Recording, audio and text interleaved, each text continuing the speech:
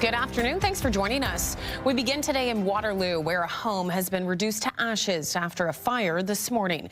It happened on Seawine Trail in the northeast part of the city.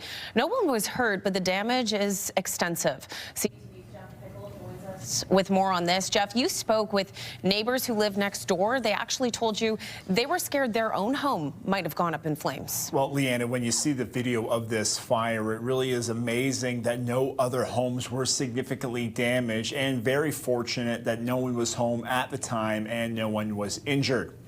Now, this video was taken a little after 7 this morning from a neighbor's house. Waterloo Fire say they got the call just a few minutes before that, just before 7, and by the time they arrived, the home was engulfed. Waterloo Fire says it appeared the home was undergoing a renovation and no one was home at the time. The Ontario Fire Marshal has been brought in to investigate, but they say the cause has not been determined. Neighbors tell us it was a very scary situation.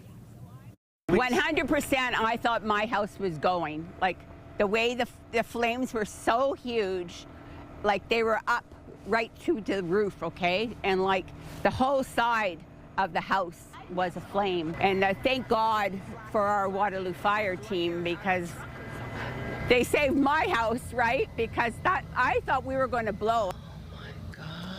It was too early to give a damage estimate when we spoke with Waterloo Fire, but the home has been completely destroyed. And coming up at 6, we'll have more from neighbors at the scene and why they believe the damage could have been much worse. Leanne? Yeah, scary situation. You can tell just by the visuals there. Jeff, thanks so much. Guelph police are once again warning the public after a high-risk offender was released back into the community. And we just learned late this afternoon he has since been rearrested. Madani Johans has been arrested and re-released multiple times now. Most recently, he was arrested in July for criminal harassment and breaching court orders. He was released this morning after pleading guilty to breaching his probation order. Guelph police say Johans has a violent history, including sexually assaulting 2 strangers. We'll get confused if we consider him a danger to the public. Why is he being released? And again, that's a decision that's made by the court, not by the police. You know, in this case, he's obviously served what the court deemed to be sufficient time in custody up until this date. So the court, you know, deemed that it was appropriate to release him. And again, Guelph police confirming to CTV News just moments ago, Johans has been rearrested. At 6, we'll bring you more on those developments.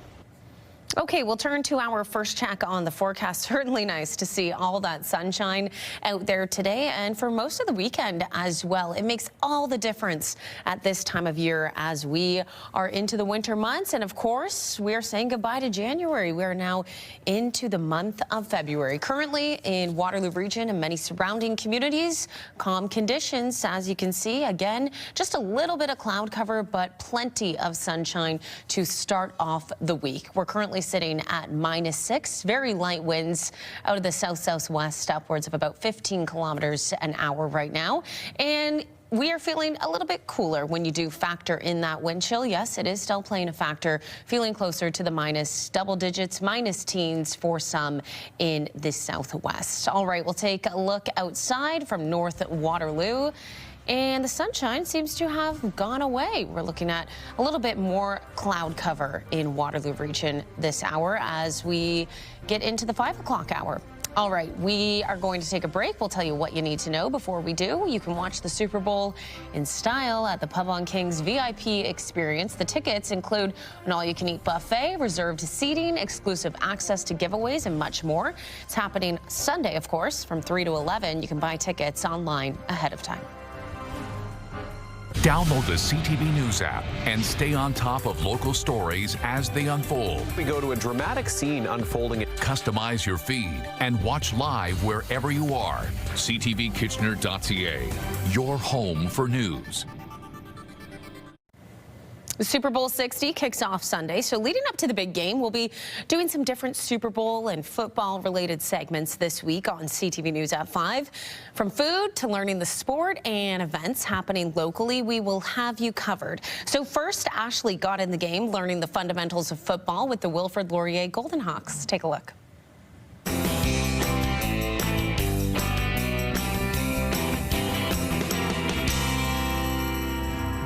Okay, we're at Rim Park today learning all about the sport of football. Coach Todd is here from the Laurier Football Club.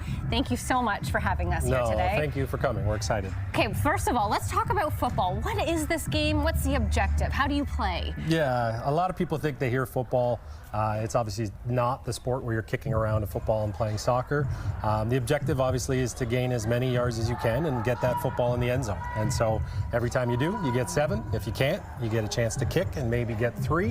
And obviously on defense, your goal is to try to tackle them and keep them out of the end zone so they can't get points on the other team. Fantastic. And it is a little bit like chess, isn't it? There's a lot of moving parts in this game. It is. It's a lot different than some of the other continuous sports like hockey or soccer where the play is always going on. Every play is about 6 seconds, and then you have to pick a new play that you think your strategy is going to help get you more yards to get towards that end zone. Okay, well, we're with Cal, the quarterback for Laurier Golden Hawks, and you're going to teach me how to properly throw a football. Yeah, so we're gonna go through some basics right now. It's nice and easy, nothing too crazy. Okay. And by the end of this, you'll be throwing better than me. Oh, well, there you go. Awesome. So All right, how do you hold a ball? Okay, so to start, everybody's grip is a little different. Mine, specific to how I like to do it, I have 2 fingers on, 2 fingers off. Okay. And then just a little bit of space under here. Okay. Right, so kind of start with that grip. Let's see whatever's most comfortable for you. I've got smaller hands, Yeah, so does that work? Yeah, don't want to put your hand closer to the middle of the ball, a little bit closer to the back. Okay. Yeah, so that should be good, just because if it's in the middle, it'll come out all funky. Okay. Okay, so from there, we'll start, look at our target, Ryan, here, and we'll have our left shoulder towards Ryan. Okay. Okay, makes sense? Yep. So we're going to take a small step with our left foot. Forward? Yeah, so small step left. Okay.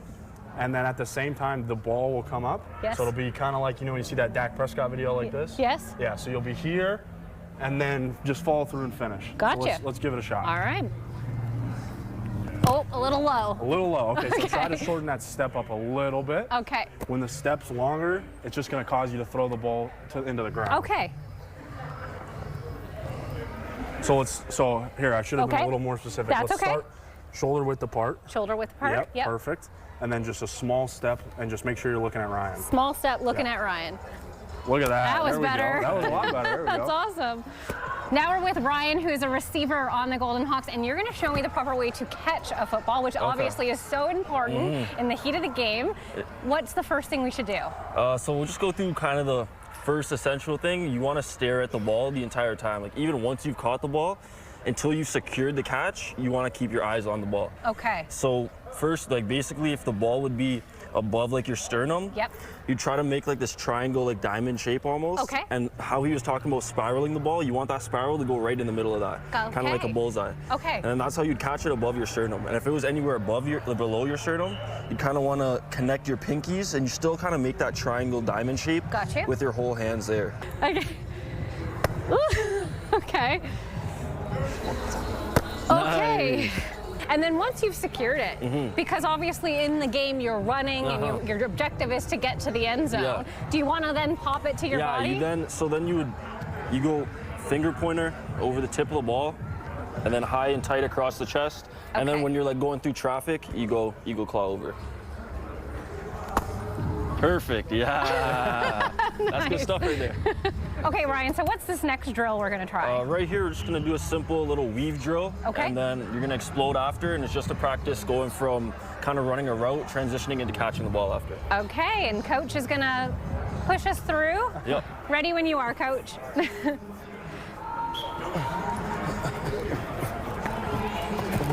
I guess I'm next.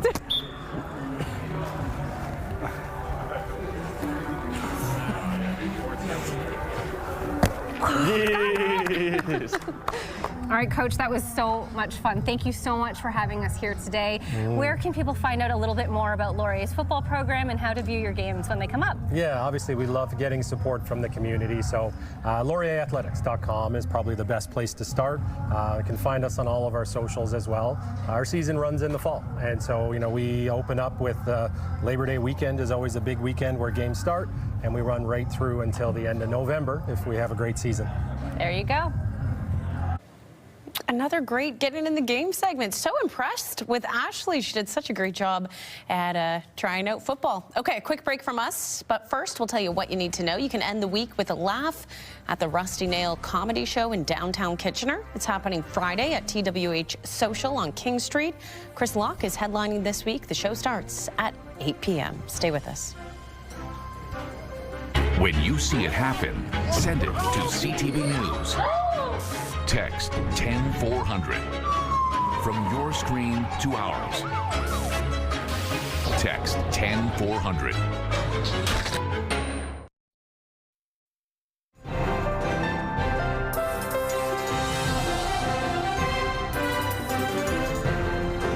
Well, was it ever nice to see all that sunshine out there earlier today and through most of Sunday as well? It was a pretty nice winter weekend. Hopefully you had the chance to get outside and enjoy some of what winter has to offer. Actually felt much more mild than what we've been seeing too in recent weeks. Of course, we went through that deep freeze, and these conditions now felt a lot better, in my opinion, as well. Okay, let's take a look outside and see what we are dealing with right now. Cloudy conditions in Waterloo region as we pass the 5:15 p.m. mark here. -7 is what we're currently sitting at, feeling closer to -13 when you do factor in that wind chill, of course. But yeah, the sun seems to have disappeared this hour. However, we saw lots of sunshine out there through the day today.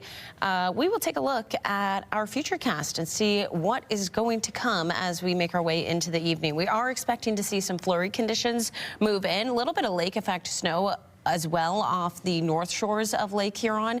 You'll notice that if you are in the Mount Forest area as well as towards Barrie, Orillia, through Collingwood too, a little bit of heavier amounts of snow for you folks. Here in Waterloo region, looking at some flurry activity that will continue through the evening hours as we wake up Tuesday morning.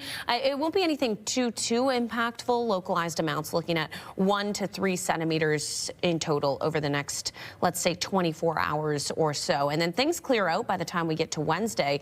We're looking at plenty of sunshine. There you go, 1 to 3 centimeters here locally. Many communities surrounding Waterloo region looking at similar amounts as well. If you're joining us from the London area, looking at anywhere from 2 to 5 centimeters of localized accumulation for you folks. So nothing too impactful, but hey, it is February. We're going to see more snow and more cold conditions throughout this month as well. Temperature-wise, -7 right now in Waterloo region.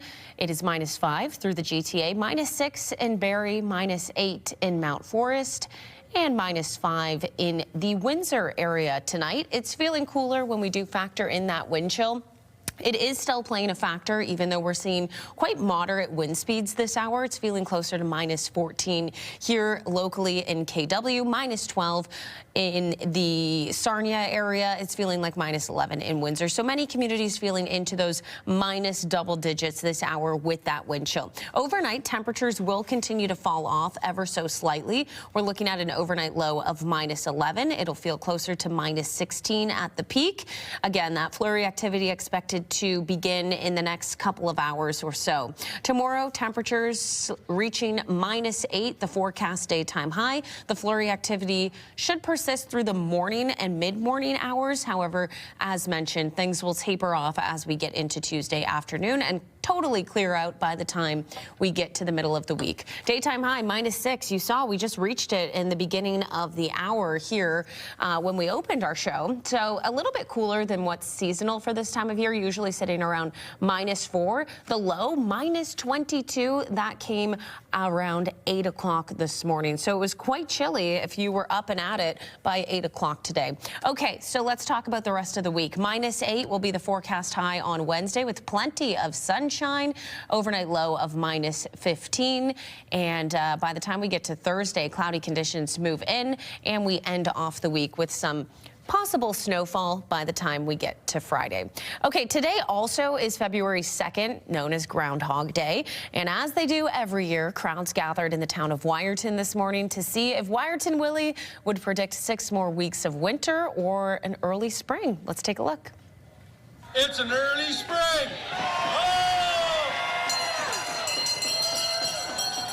Wyerton Willie did not see his shadow this morning, meaning he's predicting an early spring. Locals have been relying on Willie's predictions for more than 70 years. There have been a few Willies over those years. All of Canada's weather predicting rodents agreed on the early spring call. Even Nova Scotia's Shubenacadie Sam, who wasn't able to go ahead with her typical prediction event due to a winter storm in that province. That there is a shadow here on my ground. 6 more weeks of winter abound. A disagreement, though, south of the border. The U.S. most famous groundhog, Punxsutawney Phil, has made the opposite prediction. Phil emerged from his stump in Punxsutawney, Pennsylvania, to see his shadow and declare 6 more weeks of winter in front of a massive crowd.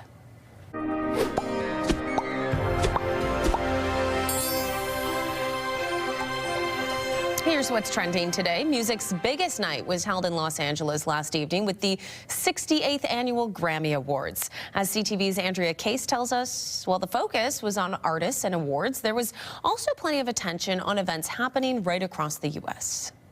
What I do, if I didn't love you, baby. Four-time Grammy nominee Justin Bieber seemingly serenaded his wife Hailey Bieber in what host Trevor Noah called a captivating performance.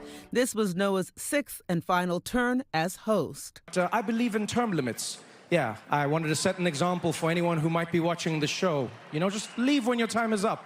And there were more messages to anyone listening in the White House. Bad morning! The Puerto Rican superstar is set to perform at next week's Super Bowl and as such was not allowed to perform on the Grammy stage. I'm gonna say, eyes out. He used the platform to send a strong message. We're not savage, we're not animals, we're not aliens, we are humans and we are Americans. The hate get more powerful with more hate. The only thing that is more powerful than hate is love. He wasn't alone. Best New Artist winner Olivia Dean. I'm up here as a granddaughter of an immigrant. I wouldn't be here.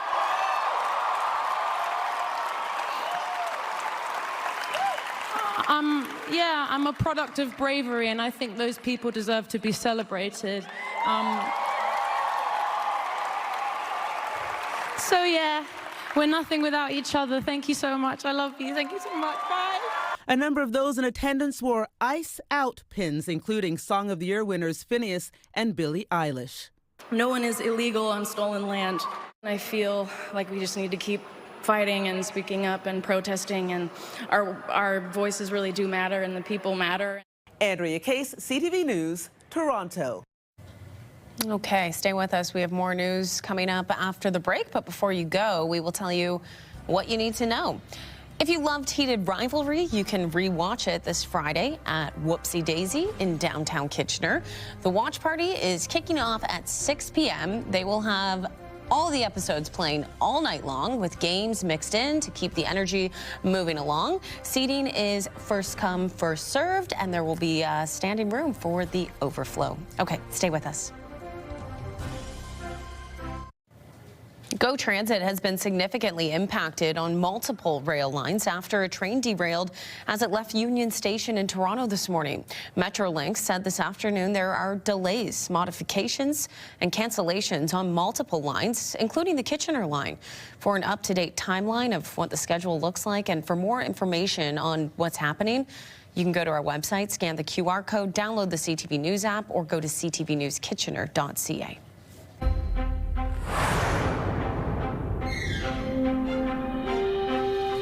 Now the final 5 stories we're keeping an eye on. The federal government has mailed out some $2 billion in paper checks to Canadians that remain uncashed. The nearly 4 million uncashed checks were revealed in documents recently tabled in Parliament. They include $141 million in checks from the Canada Carbon Rebate Program and nearly $43 million in checks from the Canada Child Benefit. While the federal government prefers to get money to Canadians through direct deposits, some benefits are still distributed through the mail. Cosmetics giant Estee Lauder has been fined $750,000 after pleading guilty to using a forever chemical in some eyeliner products. The cosmetics company pled guilty last month in an Ontario court. The ingredient is a substance Environment and Climate Change Canada says does not degrade easily. Cosmetic companies have used it to boost the durability of products.